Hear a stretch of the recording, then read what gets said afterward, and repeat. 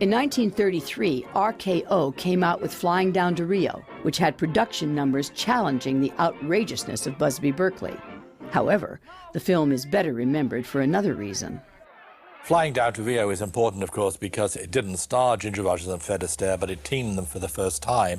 And I think it gave RKO the opportunity to realize how talented these two were and how they complemented each other so well on screen.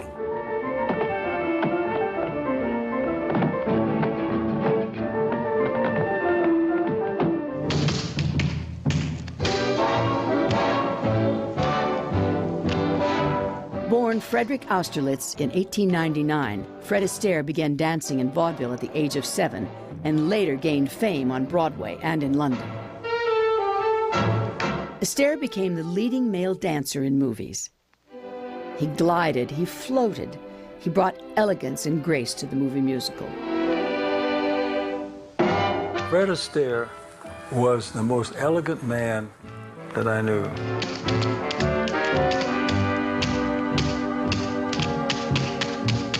No matter whether he was dressed in top hat and tails or sweater and slacks on the screen, he had a tremendous elegance.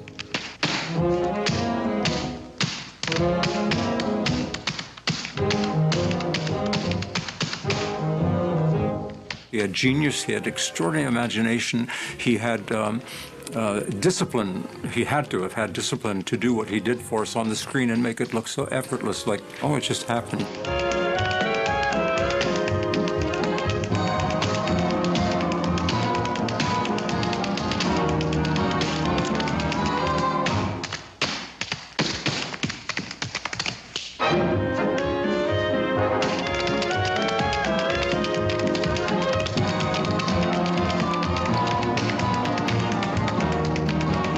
I adored Fred Astaire.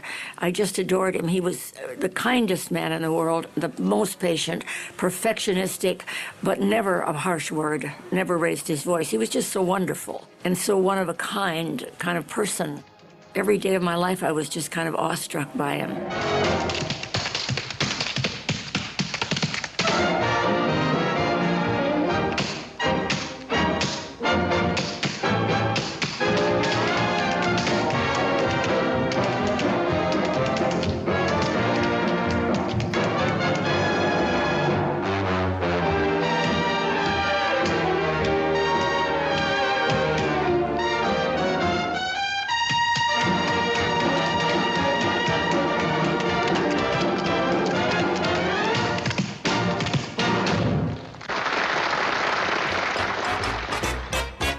Summoned to Hollywood, Astaire was awarded a small part employing fancy footwork in Dancing Lady with Joan Crawford as the lady in question.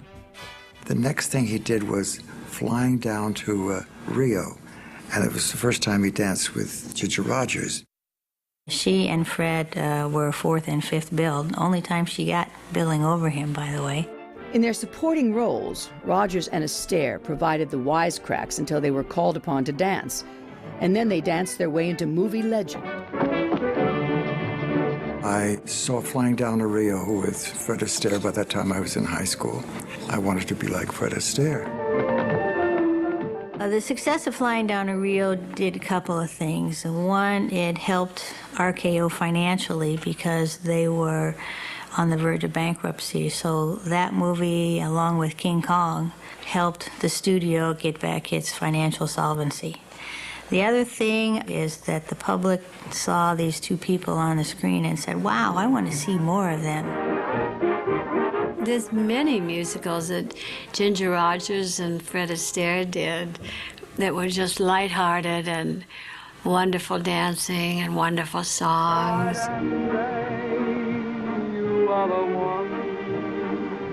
It's a little hard to believe that she and Astaire could have got on so well on screen. They really sort of spark each other. Astaire and Rogers were paired again in supporting roles for Roberta. The stars were romantic leads Irene Dunne and Randolph Scott, with Irene singing the Jerome Kern ballads.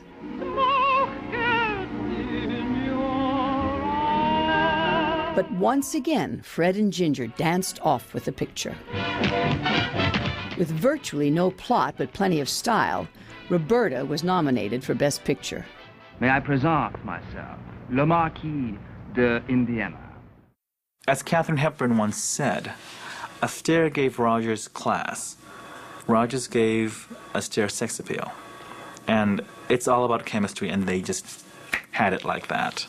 The producer of all of the musicals at RKO was Pandro Berman, and it was he who had the idea of putting the two of them together in The Gay Divorcee, and he oversaw all aspects of production of the subsequent musicals. So he had this great team around the two of them, and it just made for a happy experience. Hermes Pan was basically Fred Astaire's right-hand man, also could be his stand-in. They look so much like each other. Fred and choreographer Hermes Pan would set the numbers while Jinjer was working on another film, so she would be doing a drama or a comedy while they were setting the dances. They were well known for almost doing it in one take, but sometimes a technical problem would happen.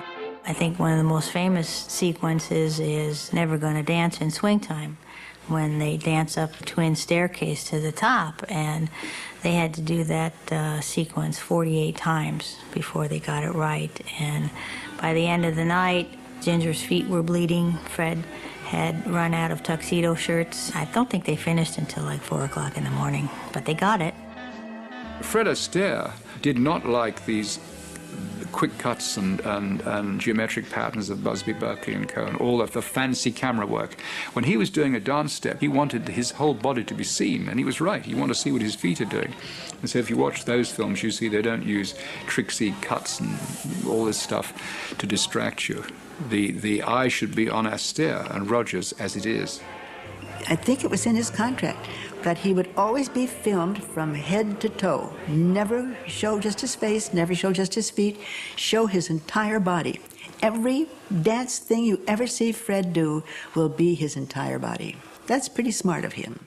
It was wonderful the way that Esteire and Rogers could command the attention of all the great Broadway songwriters and have their songs specially written for them. Vincent Youmans with Flying Down to Rio, Cole Porter, Gay Divorcee, Jerome Kern and Dorothy Fields, Roberta.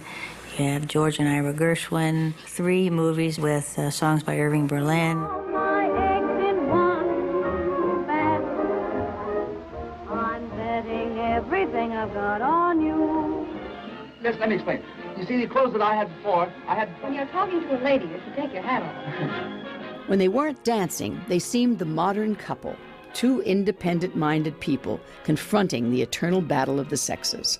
There's a lot of miscommunication as to who's who. He tries to help, and she still gets mad at him, but then they dance and it's okay.